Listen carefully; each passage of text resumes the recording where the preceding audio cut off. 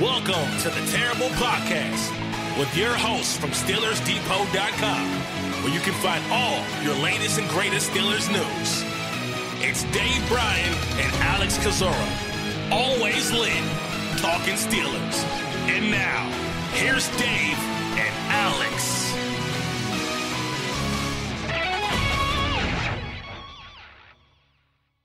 Welcome to the Terrible Podcast, Season 9, Episode 54. That's Dave Bryan. I am Alex Kozora from SteelersDepot.com. A very happy Wednesday to you, Steelers Nation.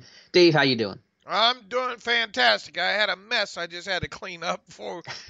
My wife got me another one of those Keurigs, and I've been good about putting the mug underneath it and all, but today was the first time, and I've had this thing for about, 3 or 4 weeks now. I finally had my first time of forgetting to put the coffee mug underneath it, and coffee was going everywhere. But I got it sorted out and cleaned up, and back on track. And ready to start taking on and preparing for the Steelers to play the Chargers on Sunday night. Yeah, Dave, do you feel, you've gone through the tape now 1,000 times. I mean, do you feel any differently about this loss against Denver this day than where we were at Monday? I just know that you can't turn the football over 4 times and win a game. I think that's clear. So many people are trying to nitpick. I think this thing apart more than that, and look, we love doing that as well too. Kind of really nitpicking stuff apart. But when you look at how this team moved the football down the field, and the way the turnovers happen, and look, the fact that this team, for as many, and I think I said this the other day, for the fact that this team moved the football the way they did and then shot themselves in the foot as many times as they did, yet still had a chance to tie the game with less than 2 minutes, in the contest, really, I think, says something about it. And, people that want to say that it's, putting too much emphasis on a 4-0 turnover ratio. Here's a few stats that I dug up from Pro Football Reference, which, by the way, I know you love using it as a tool too, because I think you get a lot of your stats from Stats of the Weird from it. Scott Cashmere, of course, from Football Outsiders, uses it quite a bit, and I think he helps keep that database up and all like that. I mean, obviously, we've had that tool at our disposal. Yeah, disposal for quite a while now, and hopefully it'll continue to advance and all like that. But with formations and other aspects of it. But right now it's one of the best, and make sure we give a shout out to them. But here's something that I pulled up with them this past week. According to a search on Pro Football Reference, teams are 20, 365, and 2 since 1966, when they lose the turnover battle exactly 4-0. The last team to win such a game was the Detroit Lions in 2013. That was the Megatron 300 yard game, 300 yard receiving game. The Lions were the last team to overcome a 4-0 turnover deficit, and they beat the Cowboys 31-30. Since 2000, teams are just 6 and 175 when they lost the turnover battle 4-0. And people will say, "Well, Dave, the fourth turnover didn't happen until late in the game." Very good point. So how what was their probability of pulling out a win when they were down 3-0 in a turnover battle? Well, I researched that too. Since 1966, teams are 62, 658, and 3 when they lose the turnover battle 3-0 per Pro Football Reference. Now, earlier this season, the Jaguars were the last team to pull out a W despite losing the turnover battle 3-0, and that happened in Week 4 against the Jets. But even so, we're going back to 1966, and there's been, you got your shoes off, 62 plus 658 plus 3. That's like 65. That's over 700 games where there have been the turnover battle was lost 3-0, and only 62 times has the team with the zero turnovers come out victorious there. So, and look, that's just 3-0 and 4-0 in a turnover battle. I didn't even go back and research the turnover differential where it's 3 or more, so that's a pretty damning stat if you ask me. I mean, if you're not getting the football from the other team via turnover yet, you're turning it over 3 or 4 times. I mean, Captain Obvious, hello, you're going to lose the game. It aligns with the intuitive thinking of you turn the football over, like you said, you're going to lose the game, and I'm glad you put the number to it. And I think it's a good segue for what Mike Tomlin talked about yesterday, and I think he opened up his press conference speaking to the issue, and we've mentioned it a million times before. I talked about it before the draft even last year, that who are the playmakers for this defense? And you have the one issue of the offense turning the football over too much, which is fair, but then conversely, the defense isn't forcing any splash of their own. I mean, they're 22nd in takeaways right now, I think with 12 this season, and we know a big chunk of those have come from one quarter against Tampa Bay. And I wrote the article for Monday morning that every Super Bowl winner since the 2008 Steelers of the last decade has ranked at least no worse than 12th in takeaways, and the Steelers are in 22nd, and that's a really ominous stat to be in, and has me, one of my biggest concerns about this team right now. Well, they have just 2 interceptions since the Week 3 game against Tampa Bay, right? Yeah, Hayden and I think Vince Williams is what you tweeted, right? Right. And of the fumble recoveries that they have since Week 3, there's been, I forget what, five or six of those.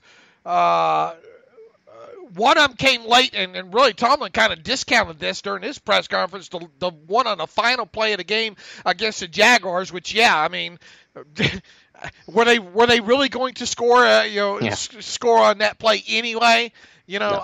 So, I mean, it really was. I mean, look, you don't want to take anything away from a guy sacking the quarterback and strip sacking. I don't care if it happens on the first play or the last play, but it really was insignificant, and Tomlin really didn't want to count it. Talking to the media on Tuesday, in fact, he pretty much said in the last 8 quarters we don't have any takeaways, and that's a great way to frame it. And where I was going with the fumble recoveries is one of those was caused by Rosie Nix. On a kickoff late against the Carolina Panthers, and let's face it, that game was well in hand. Another fumble was against the Falcons, right? And that was late, and that resulted in a touchdown. And that game was already well in hand. Seemed like I'm missing another one that happened where a game, obviously the one against Jacksonville, the game was well in hand at that point too. So, you don't practice, you don't scheme turnovers, but, and I thought Tomlin, talking about ball awareness and reemphasizing that this week, was nice, but, how much is ball awareness versus scheme going to be able to get it versus playmakers going to be able to get it done?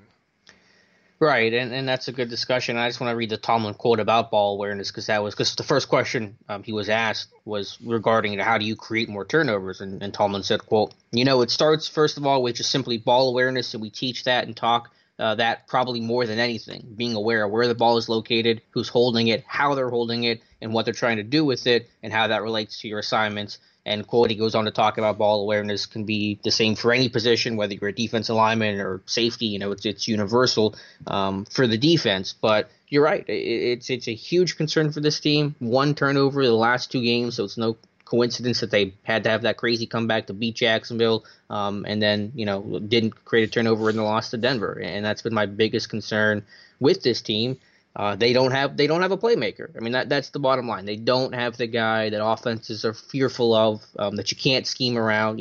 Joe Hayden can be a guy that can make some splash plays, sure, but he's a corner and he's an easier guy to scheme around than, say, guys like Ryan Shazier and Troy Polamalu and players like that. So that's my issue with this defense right now. I think they've played well in a lot of respects. I'm not jumping off the bandwagon, but it's an issue that we have illustrated So again, since the draft, before the draft, I said they got to find playmakers, and they're not getting that. They're not getting it from the safety spot. That's the big issue, I think. One total turnover created from the safeties this year. That was a pick by Terrell Edmonds against Tampa.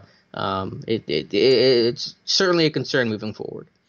Go back to last year. Do you remember how many takeaways they had last year, this defense? It's surprising when you go back and look at it. Yeah, I don't know the number. It's 22.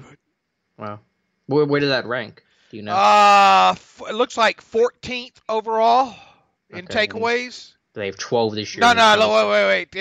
This is ranked by net differential. Their net differential was only 2, plus 2. Yeah. Which obviously isn't. I mean, it's okay. I mean, it put them in the middle of the pack at 14th overall. But I mean, look at the teams who had last year, who had the best net differential. Baltimore plus 17. I mean, it's not the end all do all, obviously, because look, Baltimore had 34 takeaways last year. Can you believe that? 26 by the Chiefs. I think what pops out here is that the Eagles had 31 takeaways, and they had a plus minus net differential of 11. They obviously won the Super Bowl. The Patriots had a net differential of 6. Yet they only had 18 takeaways on the season. It's not the end all do all getting takeaways, but one thing, and I illustrated this on Twitter this past week too, and I've harped about this quite a while. The starting field position of this offense, if you're not going to get takeaways, then you better return a punt or a kickoff, or your defense better pin the opponent back 1 or 2 times a game where they're punting from inside their 10 in order to give you an opportunity to start an offensive possession maybe near the 50, just outside the 50, or obviously inside opponent's territory. Because the Steelers, you go back the last, 5 or 6 games,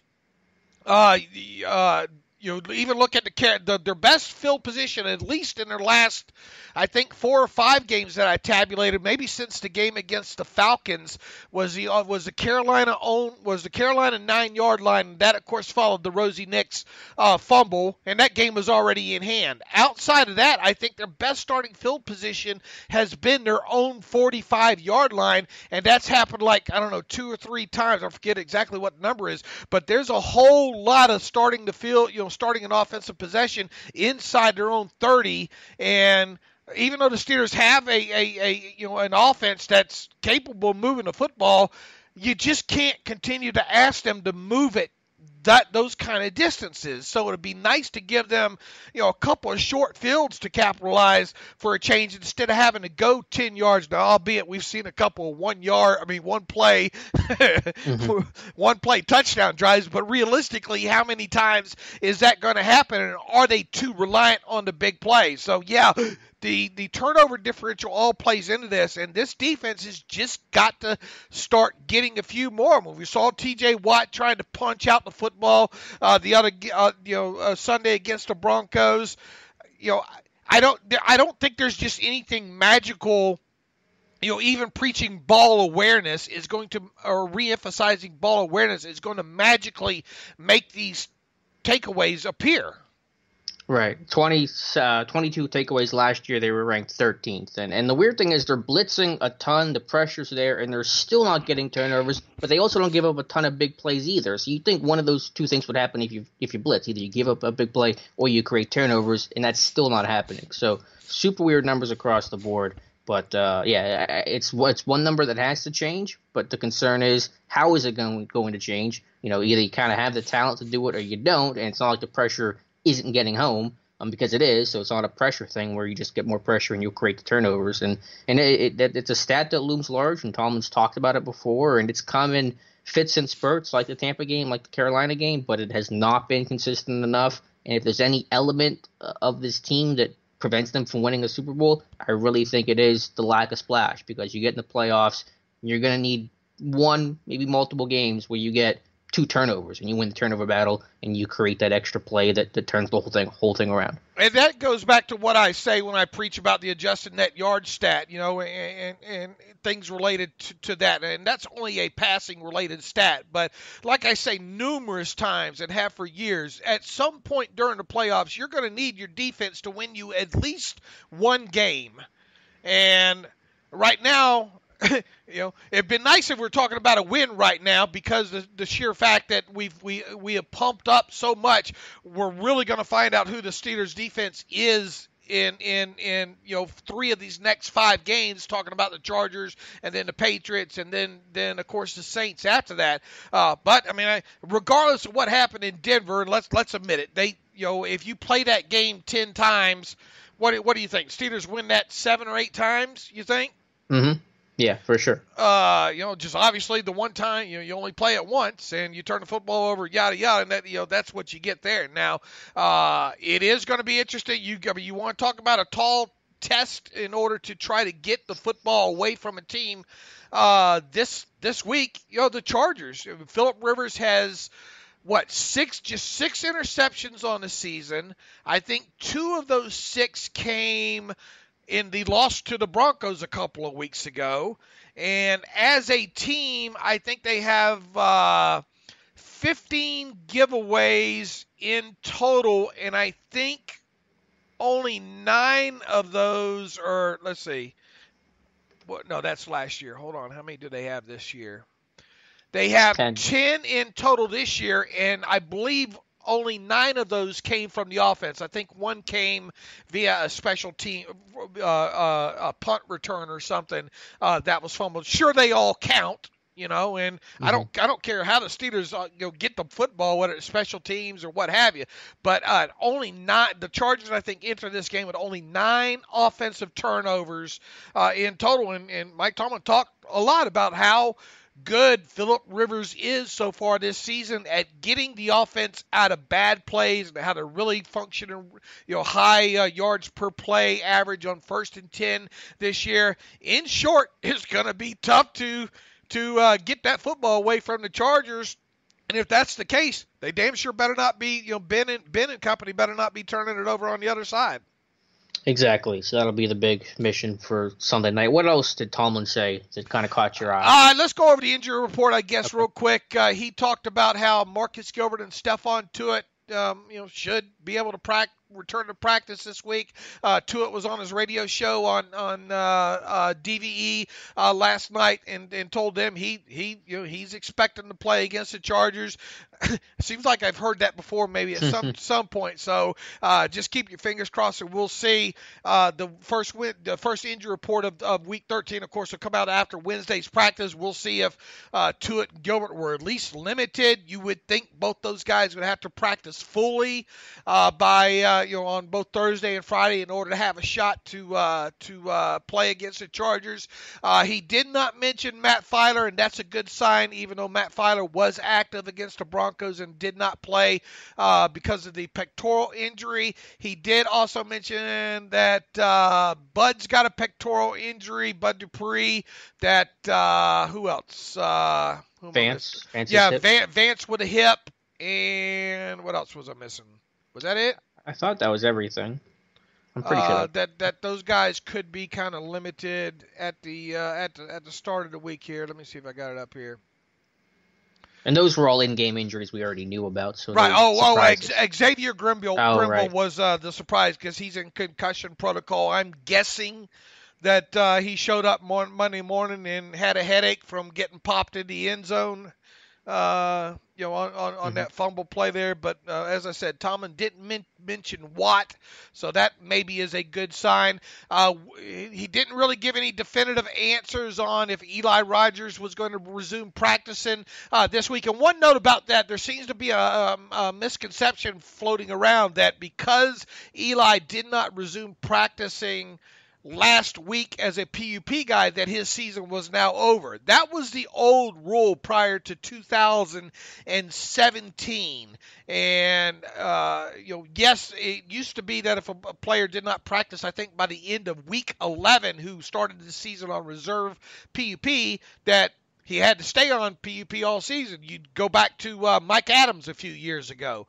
A perfect example of that. Didn't resume practicing by the 12th week and then had to stay on reserve PUP. That's no longer the case because they voted on and approved a bylaw change in ahead of the 2017 season that makes that time frame coincide with players from that on injury reserve for designated to return. So in short, Eli Rogers can resume practicing at any time still, and then of course the whole 21-day window, what we're seeing with the Adeniyi now that just opened last Wednesday would go into effect. But Tomlin in no way let us know whether or not Eli Rogers would resume practicing today, and as far as I can tell, there's been no announcement from the team, on this Wednesday that's going to happen. So there's no reason to activate or really to open the window on Eli Rogers right now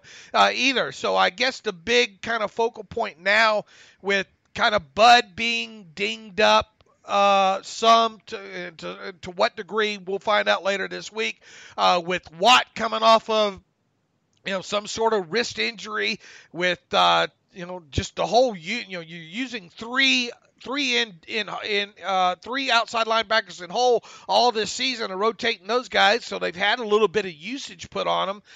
You have Adeniyi, now starting his second week of practice. You got down to only two healthy outside linebackers real quick on Sunday. I guess, it's a good question to ask. Is Saturday going to be the day that Adeniyi gets promoted to the 53, just even as an emergency situation and to play a little bit on special teams?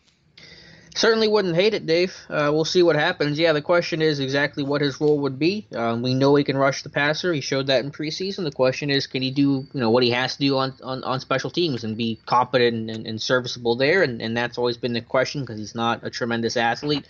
But we'll see. Maybe they see how the injury stuff goes with Bud and kind of let that be their guide. I'm sure maybe that's kind of a loose plan they have. I think the right tackle spot's going to be interesting because you have, let's assume Gilbert comes back limited. You have him working his way back. You have Filer working his way back. You got a core of four there. I mean, you got three guys, and you're not sure who that's going to be. So, you're trying to split up reps for three guys that are limited, or at least two that are limited, and then a core of four. And I'm just curious to see where that goes because, honestly, Dave, I have no idea who's going to be the starting right tackle against L.A. Well, look, that's a great problem to have.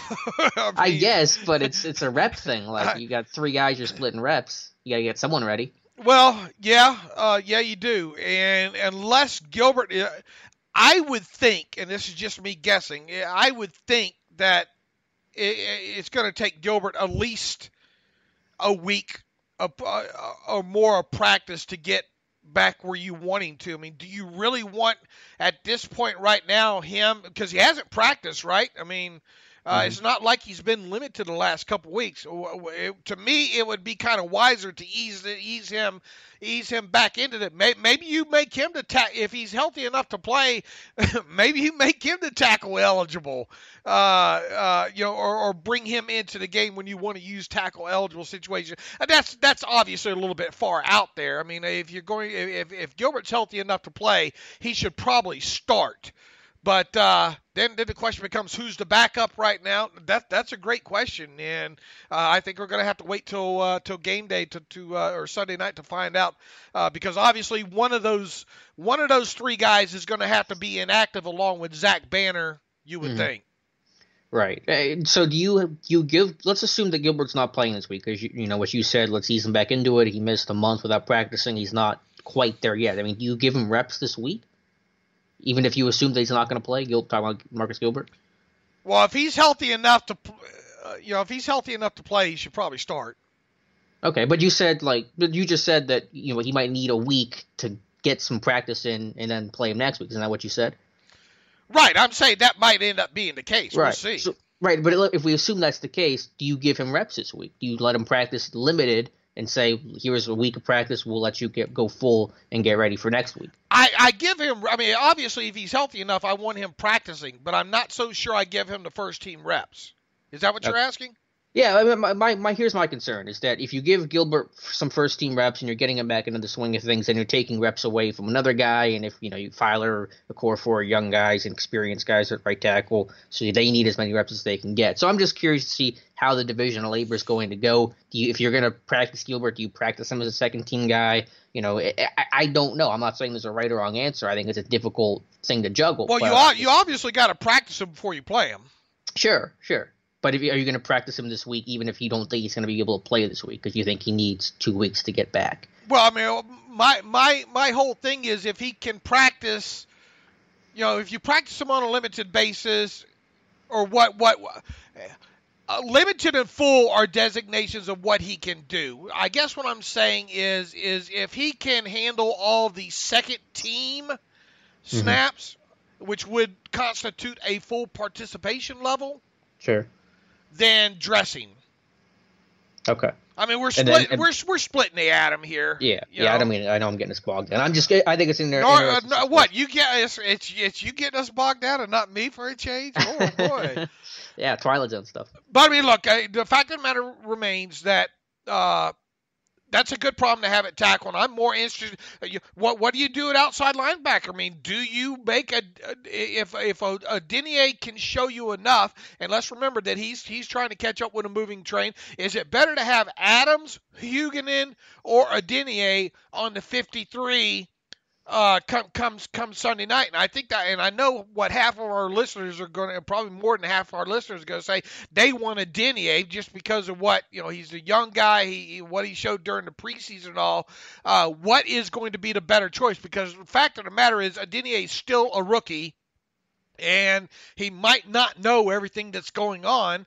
And, that's why probably Matthew Thomas, hasn't done anything to date, I think 4 defensive snaps to date or whatever it is. But what way are you more inclined to do? Because I'm tired of them running 3 outside linebackers out on the field. I think that needs to end now as you get into the late in the season situation here. So the question becomes, let's assume they do move one to the 53 on Saturday. Who is it? I think it would be Adeniyi, but I don't think they have to make a move. I mean, I get the frustration of only having 3 guys. It depends exactly what your plan is behind those 3 guys, because the situation you got into Sunday against Denver where, Dupree went down, Watt went down for a short time, and you only had 2.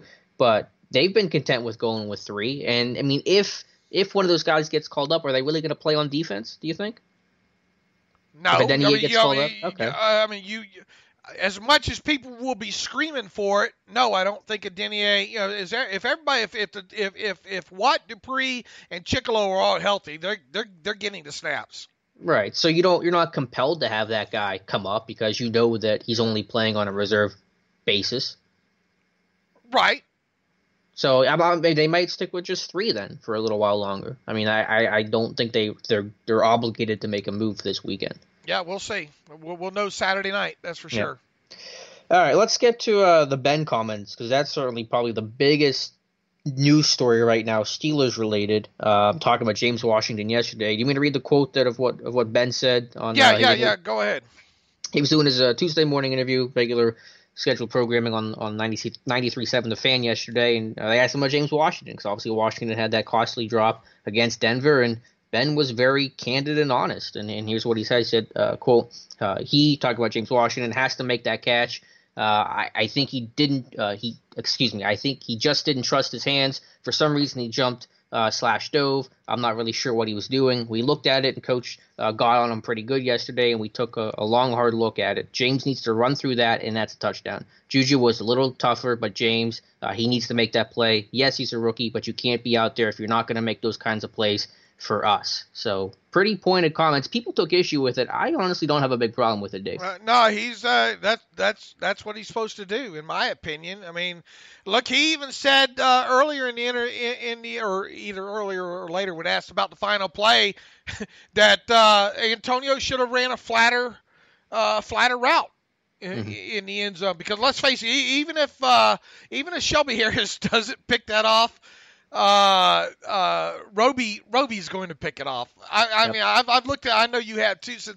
I've looked at that at every angle. There's no unless that thing was traveling a lot faster than what it looked like, there's not. It was not. and it was not. I mean, and I think your first inclination was kind of a pop pass, if you will.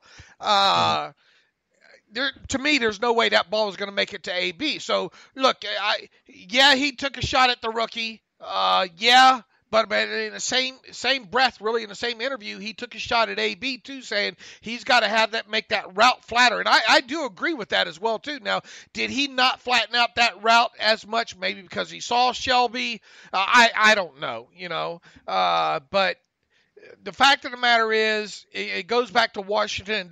Washington, up until I think it was last week when we were talking about him, I still had some kind of hope for this kid. And I said, look, maybe there's going to be a watershed moment during this game against the Broncos. Well, obviously there was, and that watershed collapsed on him. Tear shed, not watershed. What is it? Tear shed, not watershed. Tear shed. But you have to wonder where his confidence level is right now. And Ben claimed that he has confidence in Washington still, that he wasn't throwing the football if he didn't. I thought Tomlin, when asked about Washington, gave a great response too. We still have confidence in him. Go ask him.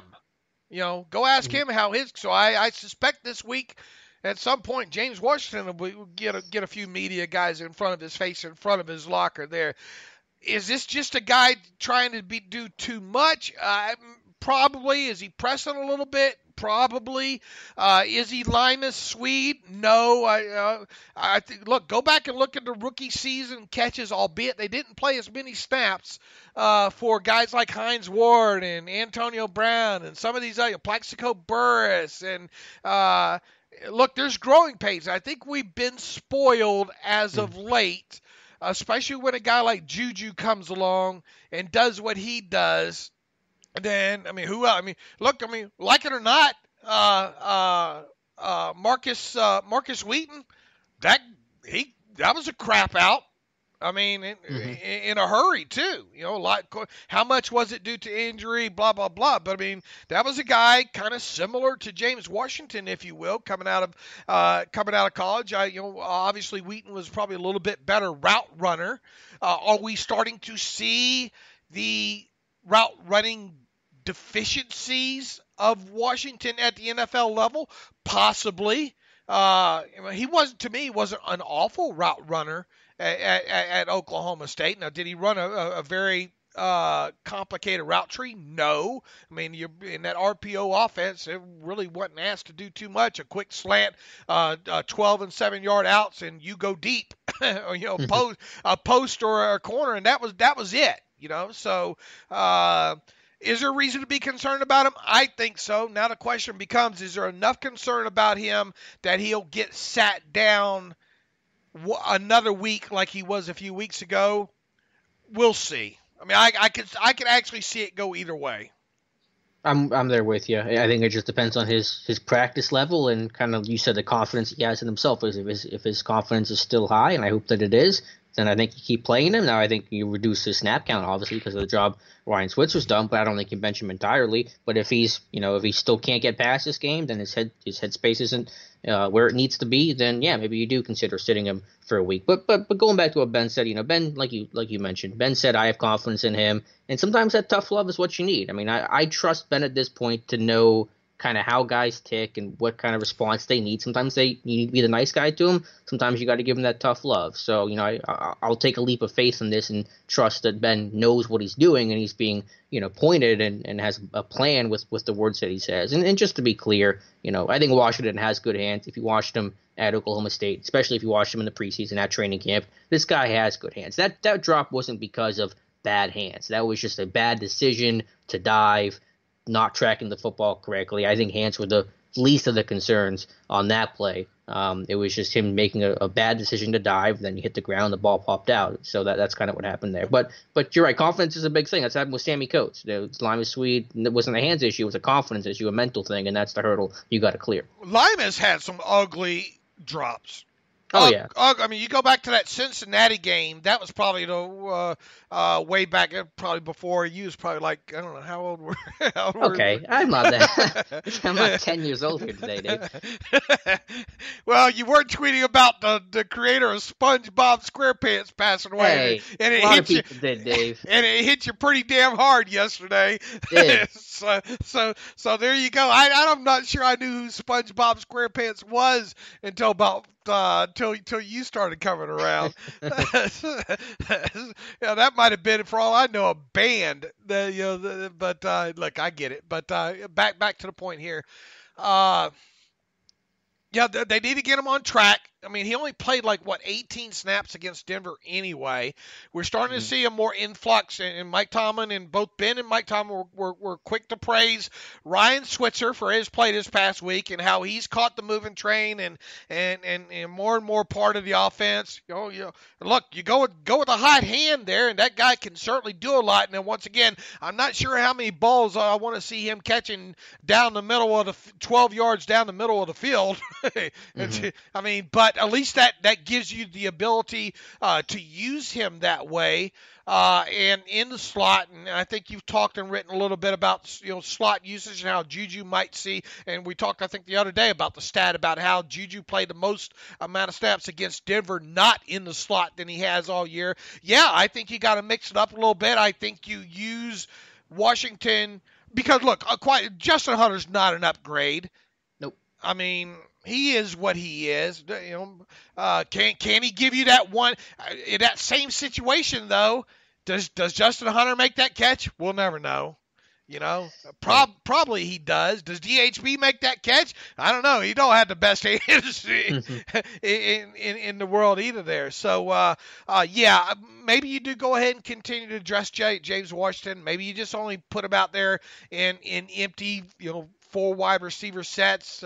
Maybe start trying to rebuild his confidence again with a couple of 12-yard outs or something along those lines. But I have no issue the way Ben handled that press conference or his radio interview. And also, some people are saying that Ben was just a little bit too flip during that radio interview and not taking enough brunt or enough heat for the loss. Yeah, whatever. I mean, we get on Ben when he plays bad. Some people think we get on him too much. I don't think he mishandled any interview since that game ended. I agree, and I know that's probably minority opinion on that one, but I think Ben said it today that he's kind of I think he has that right to say what he wants to say because he's been here so long, and we want honesty from when we talk to players and you hear interviews. You don't want the candid cliche answers, and this wasn't a super divisive comment either. It was just the honest truth, and I think that's probably good for a rookie receiver to hear. And that's the reality of the situation. You got to make plays, and you can't hide from it, and you got to embrace that stuff. And I think that hopefully Washington will, and I'm not counting him out. And I think there's been an overreaction to James Washington. People call him busts, and that's just ridiculous comments. And I think it's a good segue into what I want to talk about today, because I think there's a super big overreaction and overcorrection to people freaking out about this red zone offense and people saying, wow, man, this red zone offense is bad and they got to do a better job. This is still the second ranked red zone offense in the NFL. And people are questioning the play calling and they're not running it enough. I know that it hasn't been as crisp as the last 2 weeks as it was at the beginning of the year and for the majority of the year. But we're talking about 2 games. It's a small sample size. I'm still, if I'm Randy Fichtner, I'm not changing anything about my red zone play calling or my game plan or anything like that. Whoa! You gotta take out that shovel pass, though. Okay, yeah. Okay, one thing I'm changing is that shovel pass. But on the whole, people I think are overreacting, overcorrecting to the balance stuff and the red zone stuff. I mean, this red zone offense has been as good as it's ever been, and I think to complain about it now, I think it's just people griping to gripe. And look, I mean, we talked about 4 interceptions by Ben in the red zone. That has hurt. I mean, does it matter when in it? People are saying, wanting to break down the run pass distribution inside the red zone at this point. Why? When you knew there was probably going to be a little bit of regression to the mean, right? I mean, just because it has been so good this year. And look, I mean, James Conner has 10 rushing touchdowns. I think 8 of them have come within like the 4 or 5 yard line. So there's been a mix there. You had guys like McDonald drop a pass in the end zone the other day. Why? I don't get, and Aditi Kinkle-Ball, I hate to name names here, she's one of the worst at trying to instigate this stuff too on Twitter by throwing out all these run pass splits and red zone numbers and all like that, when failing to acknowledge that this is the second best red zone team heading into week 13 now. So, you want to get mad at Ben throwing interceptions in the red zone. Get mad at Ben maybe forcing the ball a little bit too much to AB in red zone situations, being careless with the ball. That you want, and even though it wasn't inside the red zone, get mad at Xavier Grimble fumbling at the goal line the other day. Get mad at James Conner fumbling the football when hit below the body. Both those plays would have been explosive plays. I get it. I get people being mad about coming out of this game and being mad maybe at what happened in the game at Jacksonville, but don't have your buzzards circling just because of red zone play calling. Now, with that said, the other narrative going around is the Steelers are throwing way too much. Well, just to finish off the red zone thought, yes, it's true that they've thrown the ball more in the red zone the last 2 weeks than you look at the entire year, but that's a game situation. That's why you can't look at 1 or 2 games, because it's a game plan thing, it's a game circumstance thing, and the sample size is so small that you can't judge it. I mean, most of the red zone trips the last 2 games, Jacksonville, Denver, have been end-to-half, end-of-game situations where you're not able to run the football because you have clock issues, you have timeout issues, you have personnel issues. You can't do mass subs personnel when the clock is running and you only have a timeout left. So these are situations, Jacksonville, both end of game stuff, Denver, end of half, end of game, situations where you got to throw the football. And they did try to run it against Denver on 2nd and goal, and it didn't work. So, I think people are just overreacting to that small sample size. And then to your other point about throwing the football too much in general, I mean, of course you want to be able to run the football effectively, but in a game like Denver, you threw the football fine. You were destroying that Broncos secondary. Ben had his way with that group, and the issues weren't because of the idea of throwing the football. They were just the idea of ball security and what happened after the catch. So I had no problem at all with the lack of balance in that game. I think balance is overrated. I think you do what it takes to move the football, whether that's throwing it 50 times or running it 50 times, and they were able to move the football effectively. So I think that those comments are off base as well. Well, and here's the thing too. In the last 2 games, and I put this stat up last night. In the last 2 games, Ben's dropped back 100 and what I have 104, 105 times or something like that in total. If you look at the and count up the final amount of dropbacks in the final 4 minutes of either the second quarter or the fourth quarter of those 2 games, which, by the way, the Steelers were trailing in all those situations, right? Mm-hmm. It's almost 40% of the total amount of attempts that he had. Now, I think there was another, I forget what it was, 15 or 18 dropbacks on third downs outside of that 4-minute range of the end of the first half and the end of the game situation.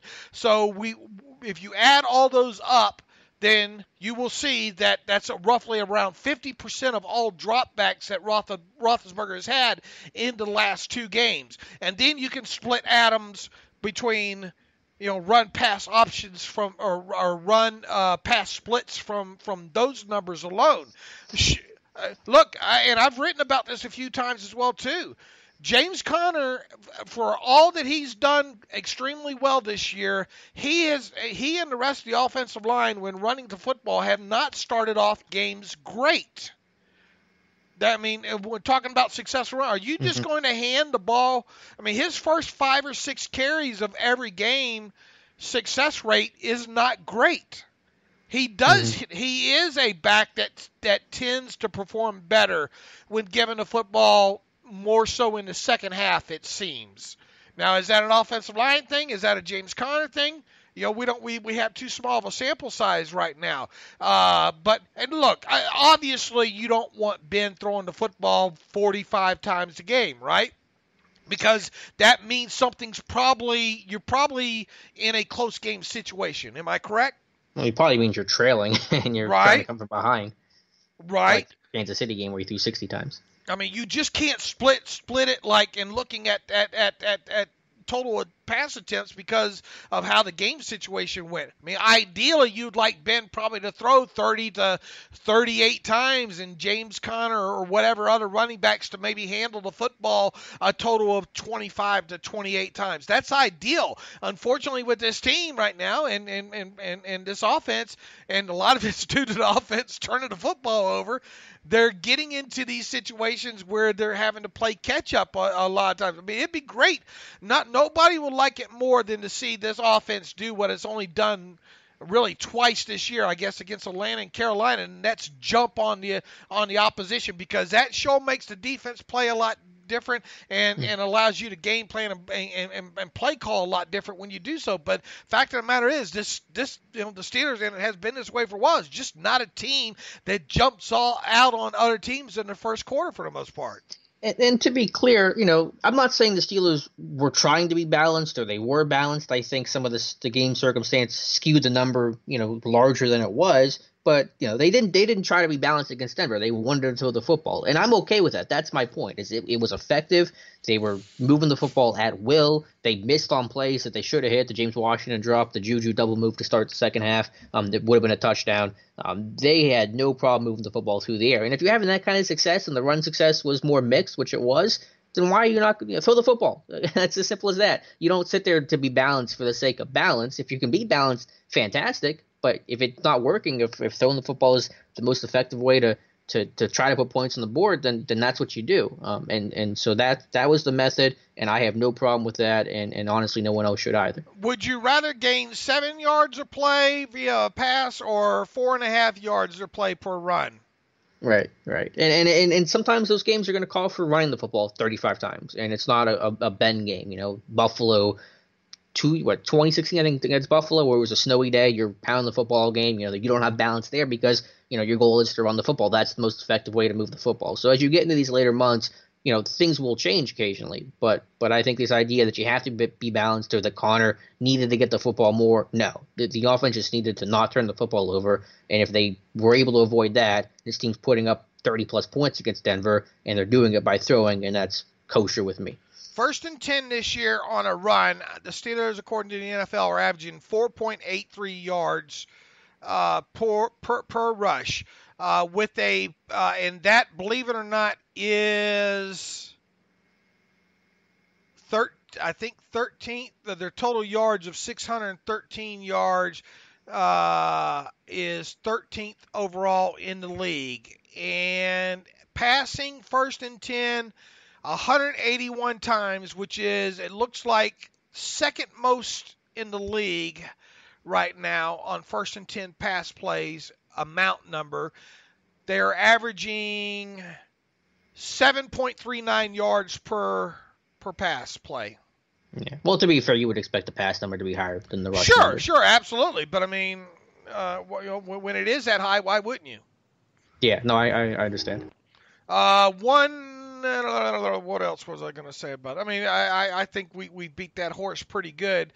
And look, we're not afraid to call out, run, pass, split problems and all like that. But make sure you peel back the onion fairly in these situations. I don't think a lot of people say. One other sports DJ said, "Well, you throw more, it's more chances at interceptions." What kind of analysis is that? I mean, that's lazy. Yeah. Well, I think we covered it pretty well. So, yeah, I just wanted to say that because I think there's an overcorrection. Let's give it a couple weeks with the red zone offense. It's been so successful. We've had a weird couple of weeks, and it might regress a little bit more. Yeah. Anyway, and that's to be expected. You would think. I mean, I don't know what I have to go back and look what the highest season-ending red zone percentage is. But I mean, right now we haven't seen this as Steelers fans in quite a while this high. No, I think they generally top out around 70%. I think someone told me KC did it in like 2003. I think with the Trent Green era. And the Steelers are above 70% right now. So you might see a little bit of regression there. But good conversation there. Dave, we have a new sponsor this week. Action Heat. Something maybe to add to the holiday list. Why don't you tell us about our friends at Action Heat? Yeah, I'm excited about them as well too. I'm not sure if you've tried any of their products yet. I have, but how cold is it there right now in Pittsburgh? Let's see. It is 27, and there is snow on the ground. Is there really? Disgusting. Now, Alex, I know you have I know the McLumina doesn't have a one of those heated car seats there, but I know the 99 series Luminers were not equipped with heated seats. No, maybe you know somebody, maybe you've hitchhiked or something with somebody who has a heated car seat in the past, Alex. My wife's car has them in there. She uses a heck out of them too. She loves a warm seat there. Well, Action Heat, they make clothes and socks and hats and gloves and vest and all that utilize that kind of that same technology that you find in car seats. The Action Heat clothing is engineered to safely and efficiently deliver heat via those heated panels, similar to what your car seats are. And they can reach temperatures up to 135 degrees.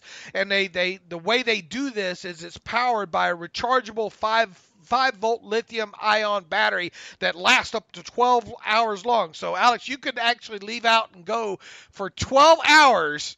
Of course, I'm not going to let you do that, but you could go out into that cold weather up in Pittsburgh for 12 hours with a full charge with some of these with all these heated products that Action Heat has. You can actually use that battery as well too to recharge your phone or other gadget that you have while wearing them. So that's another plus of using this technology here. This clothing provides toasty warmth and comfort for your whole body. They have, like I said, the heated jackets, the vests, the socks, the gloves, hats, and even undergarments like heated base layer shirts and long johns, so you can stay warm and cozy head to toe with these. They have men's, women's versions of these garments as well too, and new styles and models just released right in time for the holiday Christmas season here. So look, it's Christmas time. We just had the Black Friday and the Cyber Monday and all. If you're looking for gifts for a perfect gift for a friend or family on your holiday list, and especially if you live in a cold climate area, this is great for people who work outdoors. If you're a skier or a snowboarder or anybody that loves the outdoors but hates being cold. That's my wife. She likes the outdoors, but she just hates being cold here. We stand behind that you should take a look at the Action Heat clothing. So they have a great offer right now just for Terrible Podcast listeners. They've got a special deal. If you go to actionheat.com//terrible, check out everything they have to offer there. And if you use that URL, actionheat.com/terrible, you get 20% off your entire order. And you can even do this. You can go to actionheat.com/terrible and use the coupon code terrible. That's terrible at checkout to save another 20% as well too. Stay toasty warm while you enjoy all your outdoor activities this winter with Action Heat. And we thank them for, of course, sponsoring the podcast. Yep, thank you to Action Heat for sure for their support. A couple minutes left here, Dave. I don't know if there's anything else you wanted to get to, but we didn't get a chance to talk about kind of the AFC North recap and roundup and any other NFL bigger picture thoughts. So if you had any reaction to what happened this weekend. Well, I mean, first of all, the Ravens, they're right there. I mean, the Bengals lost. We saw that. I mean, was anybody surprised that the Bengals got the shellacking that they did from the Browns? I mean, this Browns team really is playing well right now. I mean, that game set up for the Bengals to get the beat down that they did. And now they don't have Andy Dalton for the rest of the year, put on IR with a thumb injury. Exactly. Now they don't have Andy. Jeff Driscoll and who did they claim? Tom Savage, I think, off waivers as well too. So yeah, stick a fork now in the Bengals. They're done. Now the Ravens did beat the Raiders 34-17. Not sure anybody didn't predict that the Ravens weren't going to win that game. The thing is now with Lamar Jackson, that's 2 starts in a row, 2 wins for him. But I don't know what how much you've seen in the last 2 games. He hasn't been great as a passer, and he pulled up lame on one of those runs, I think, against the Raiders. And it's going to be interesting to see what happens. Is he going to be able to run as much this week? I mean, obviously Flacco probably not going to play. So, Lamar Jackson's probably going to have to start. And by the way, the Ravens, who do they have this week? They have, the Falcons. So, is he going to be able to pass on the fact that's going to be a tough game? And if the Ravens, obviously the Ravens winning and the Steelers losing, they climbed up another game on the Steelers there. But the Ravens essentially probably need to at least go 4-1 in their final 5 games to make the playoffs, you would think. Probably, but they're making it competitive. The Steelers aren't walking away with the AFC North crown just yet. I know what the Texans was that on Monday night beat Tennessee, so they're Steelers 4th seed right now. Yeah, the Steelers were entered week 12 as the number 2. They exited number 4 because of course the Patriots beat the Jets and the Texans beat the Titans there. Do we know who the Texans are at this point? They're a good team, 8 in a row. They got the run game going with Lamar Miller. Watson just played well. The defense is strong. The only concern about the Texans is that offensive line. I think Watson's the most sacked quarterback in the NFL. He was still under siege against the Titans. So if there's anything holding that team back, it's a shoddy offensive line. Well, I was talking to one of their fans on Twitter this past week. Where is their signature win this year? I mean, they lost to the Patriots earlier in the season, right? Mm-hmm. And then they turned around, they lost to the Titans in week 2, and then they turned around, they lost to the New York Giants in week 3. Since then, they beat the Colts, the Cowboys, the Bills, the Jaguars, the Dolphins, the Broncos, the Redskins, and the Titans again.